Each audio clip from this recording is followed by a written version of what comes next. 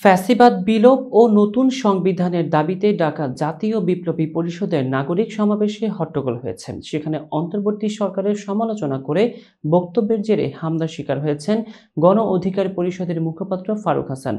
শনিবার বিকেলে শহীদ মিনারে জুলাই গণ অভ্যুত্থানে শহীদ পরিবারের সঙ্গে একাত্মতা পোষণ করতে নাগরিক সমাবেশে আসেন ফারুক হাসান। একে একে শহীদ পরিবারের সদস্যদের বক্তব্যের পর তিনি তার বক্তব্যে অন্তর্বর্তী সরকারের কড়া সমালোচনা করে বলেন, এই সরকারকে কোনোভাবেই মানা যায় না। যে সংবিধানকে ছুঁড়ে ফেলে শেখ হাসিনাকে ক্ষমতাচ্যুত করা হয়েছে, সেই সংবিধানকে কোনোভাবেই মানা যায় না। তিনি আরও বলেন, অন্তর্বর্তী সরকার আমরা কখনোই চাইনি, চেয়েছি বিপ্লবী সরকার। কিন্তু ভারতীয় গোয়েন্দা সংস্থা র এর হেডকোয়ার্টার বঙ্গভবন থেকে যেই অন্তর্বর্তী সরকার এসেছে তা মানেন না বলে জানান তিনি।